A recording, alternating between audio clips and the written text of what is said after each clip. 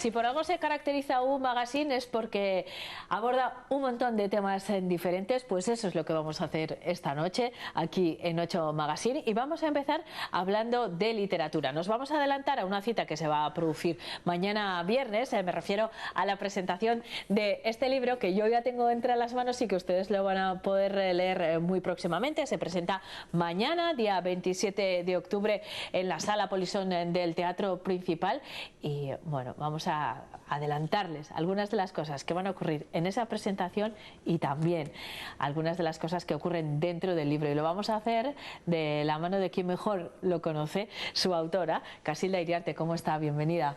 Muchas gracias. Pues estoy encantada de poder hablar de mi criatura.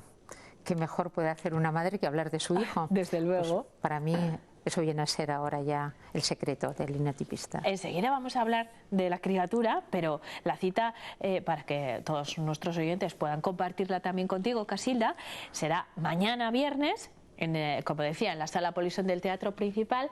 Es una presentación literaria, pero bueno, la música también va a ser muy protagonista, ¿no? ¿Qué va a ocurrir? También, bueno, de hecho el acto se nombra como un abrazo entre música y literatura, porque en definitiva la literatura pretende llevarte a escuchar los sonidos de la vida, ¿no?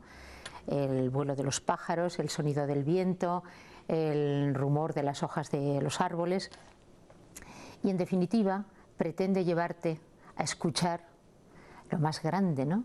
Es tu propia música interior.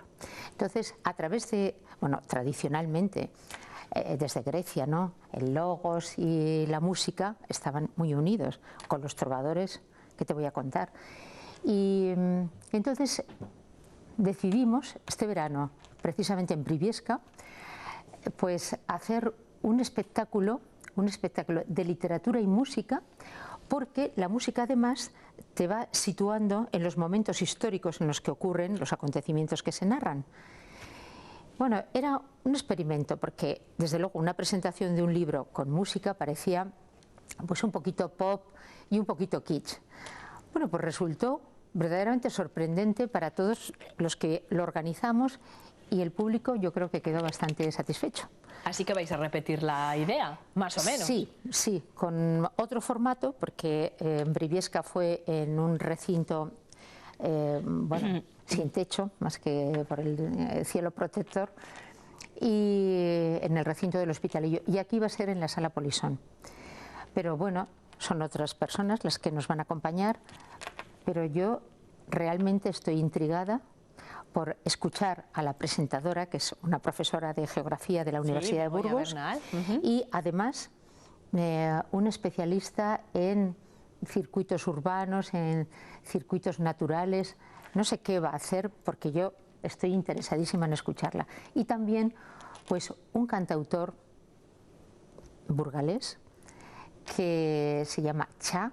Yo no lo había oído, porque lo conocía porque había participado como miembro del jurado de los cantautores que se celebran. Sí, del certamen de cantautores que organiza la Diputación. Pero no lo había oído cantar a él. Bueno, es un hombre que se deshace en música, con lo cual creo que ayuda mucho a adentrarnos en esa música interior que pretende la novela. Bueno, eso va a ocurrir mañana, a partir de las 7:30 de la tarde, en la Sala Polisson del Teatro Principal. Pero al hilo de esto que nos has expuesto, Casilda, mi primera pregunta es: ¿qué música suena en El secreto del linotipista? Si tuviésemos que poner una banda sonora como en una película a este libro, ¿qué sonaría? Porque la novela se ambienta en los años 50, ¿no? ¿Tú qué música escogerías para ambientarnos a nosotros, para adentrarnos en la novela a través de la música? Bueno, yo creo que las personas de mi generación enseguida van a pensar en los discos dedicados, porque en los años 50, por las condiciones socioeconómicas que había en España, pues lo que oíamos era la radio. De hecho, yo tuve un tocadiscos, pues bueno, cuando ya conseguí tener un dinero como profesional, porque yo oía la radio y sobre todo los discos dedicados. Entonces, ahí aparecen las coplas. Por ejemplo, Marifé de Triana. En el momento que una persona escuche esta copla que, bueno, yo no canto, con lo cual no voy a atreverme a tararearla siquiera. Pero, por ejemplo, una que conoce todo el mundo, ¿no? La campanera. Esa todavía en las fiestas populares, a veces al final de la verbena, a veces se canta, y bueno, se toca y se baila. Entonces sitúa muy bien en el contexto de los años 50. De hecho, la novela transcurre, es un relato, es una cuña narrativa que transcurre solamente a lo largo de 7 meses, del mayo del 55 a enero, febrero del 56. Y luego hay un salto narrativo ya al final. En la novela se llama El secreto del linotipista. No te voy a preguntar por el secreto, porque entiendo que para eso hay que leer la novela y disfrutarla, ¿no? Pero a mí, solo la palabra y la imagen del linotipista me encanta. En un sitio como este, además, es muy especial. Pero estoy segura, Casilda, de que hay mucha gente que nos está viendo esta noche que no sabe cuál era la labor de un linotipista. ¿Cuál era su labor y qué personaje es en esta novela?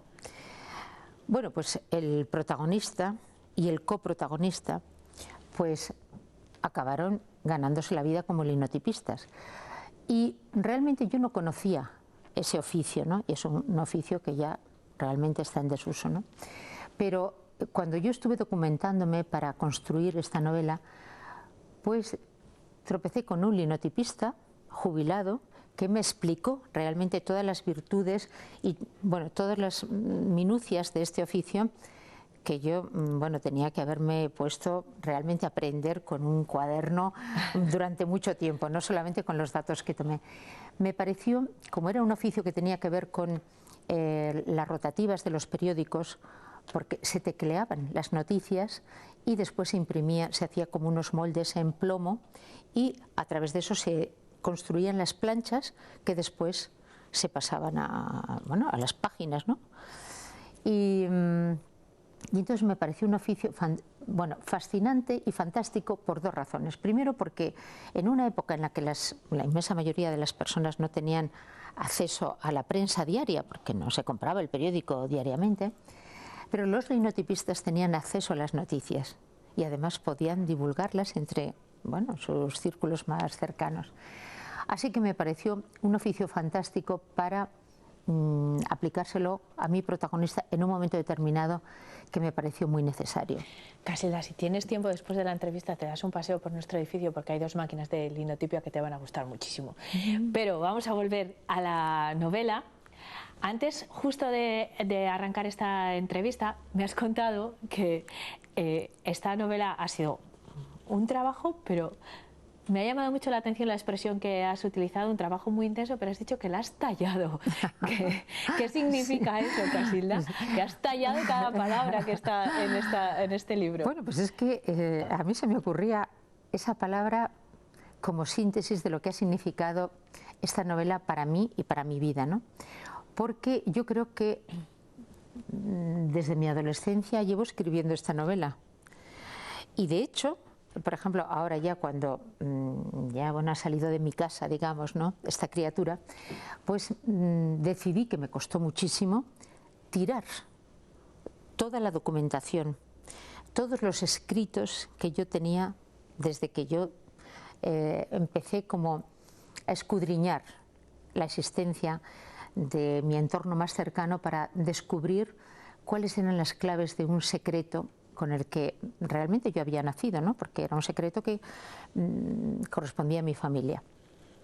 Entonces tomaba notas, era una especie de detective de la existencia. Entonces, a través de diarios, a través de conversaciones que podía escuchar, pues yo anotaba. Sin embargo, eso no me daba ninguna clave, porque cuando desaparecieron los protagonistas de este secreto, entonces yo sí que me dediqué a investigar en archivos históricos, en documentación literaria y también entrevistando a mucha gente.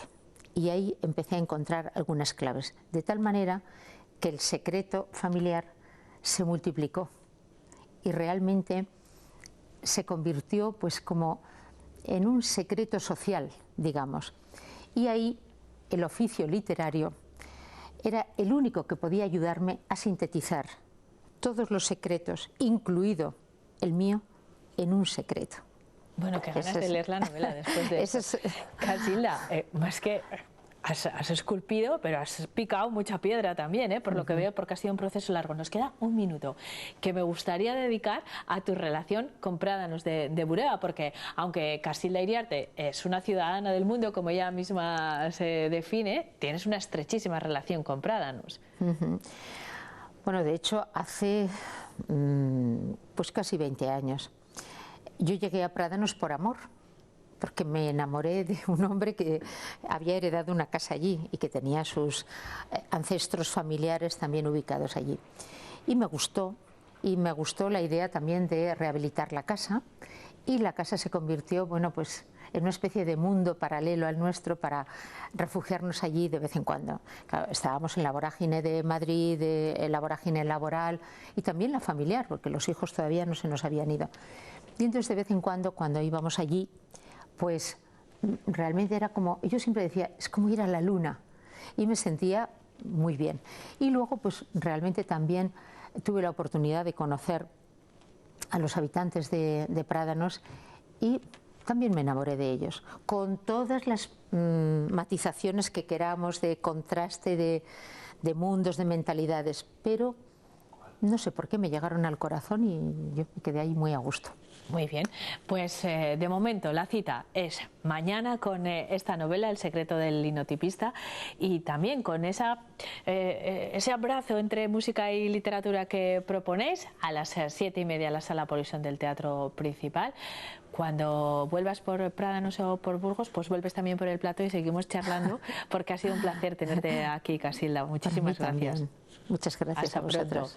Pronto. Nosotros seguimos en 8 Magazine. Tenemos que hacer una pausa muy breve, pero a la vuelta les vamos a llevar de viaje, vamos a celebrar Movember, un montón de cosas. Hasta ahora.